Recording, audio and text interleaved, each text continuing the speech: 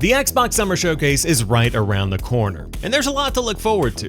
The next Call of Duty is officially Black Ops 6, the Coalition is reportedly ramping up to announce Gears 6, Perfect Dark is supposedly in a good spot if you're looking forward to that. But for me personally, there are a few rumors and rumblings that get me as excited as hearing that we could finally be getting a look at what's next for Doom. Technically, we heard about this during the FTC trial last year, where Microsoft submitted some Bethesda documents to the court that weren't properly redacted, and of course, immediately they hit the internet and people started picking them apart. Doom Year Zero was the working title for what is, at least as of right now, Doom: The Dark Ages. Now, obviously nothing has been confirmed, but Insider Gaming first reported this new name and that this new entry in the series is going to be kicking it old school with a medieval theme instead of that semi-futuristic horror vibe of Doom 2016 and Doom Eternal. As far as what we can expect from the gameplay, Windows Central brings up a great point that Doom's director Hugo Martin has shared that he would like to slow down Doom and make it feel like you're a hulking monster truck instead of a deadly race car. Because if you played Doom Eternal, you know that game moves fast. Which is definitely not a bad thing. There's plenty of fun to be had with getting into that rhythm of combat and hitting a flow, rotating between different weapons and abilities to really feel like the Doom Slayer. I love Eternal.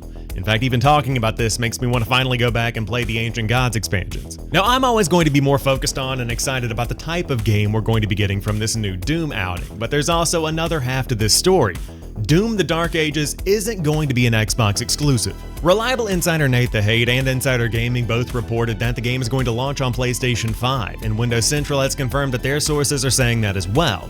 And the immediate reaction is, well, yeah, it's Doom. But there was always a bit of a question of how Xbox would handle this first new release in a legacy franchise post-acquisition. Since they bought Bethesda back in 2021, we haven't officially seen Microsoft have to handle this specific situation. Deathloop and Ghostwire Tokyo were ported over to Xbox after some timed exclusivity on PlayStation, while Redfall and Starfield were released as Xbox exclusive new IP.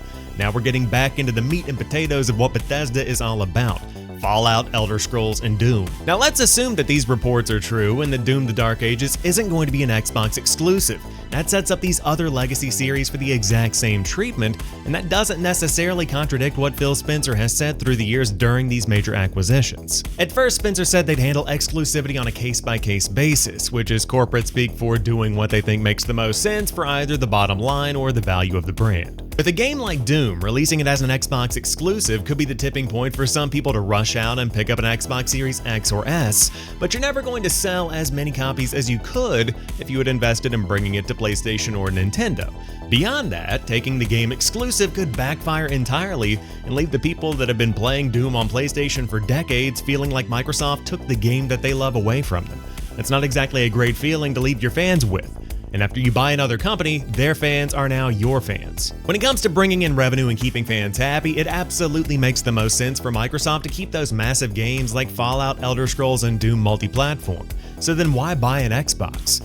It all comes down to Game Pass. Sure, if you're a die-hard PlayStation fan who loves their trophies and has their entire friend group on PlayStation, Microsoft will happily accept your $70 for the next Doom on day one. If you're on PC and can't stand using any storefront other than Steam, Microsoft will happily take your Gabe and bucks and give you a copy of Doom. But if you're willing to grab an Xbox console or boot up the Xbox app on PC, then you can get that new game on day one and have hundreds of other games to play for less than half of the price of a full Netflix subscription each month. Beyond that, we're just talking about those hit legacy titles. Starfield might not have been the genre-defining RPG the players had hoped it would be, but it's still a good game, and it's Bethesda's first new game in 20+ years. And it's an Xbox exclusive. Machine Games is set to drop Indiana Jones and the Great Circle this winter, and it's launching as an Xbox exclusive. Now, that's not to say these games won't eventually come to PlayStation 5. As we've seen with Sea of Thieves, Hi-Fi Rush, and Grounded, anything is possible. So if you're still stuck in that console exclusivity mentality, then Xbox is still bringing games that you can't find and play anywhere else. No matter how you slice it, slowly but surely, the industry itself is moving beyond the idea of exclusives. PlayStation games like The Last of Us and God of War that we could have never imagined would go anywhere else are coming to PC. Xbox games like Sea of Thieves and Grounded are on PlayStation. Whether you're a bean counter in a boardroom or someone just trying to play games, being able to play games where you want and how you want means you're going to be spending more time playing more games. And that means more fun for you and more monies for the companies that make it all happen. The way that I see it, it just makes sense. People are going to be excited for the new Doom, and whether you subscribe to Game Pass to play it, buy an Xbox console, play it on your PC, play it on your PlayStation, everybody's hyped about Doom, and it's gonna make money. But let me know down below, what do you think about these new rumors flying around Doom: The Dark Ages? What do you look forward to the most from this year's Xbox showcase? And if these Doom rumors are true, where are you going to play the game? I'd love to know your thoughts. And of course, as always, thanks for taking the time to watch this video. If you're new here and you enjoy what you see or what you hear, hit that subscribe button for videos like this every week and gaming news shorts throughout the week to keep you in the loop, and I'll catch you on the next one.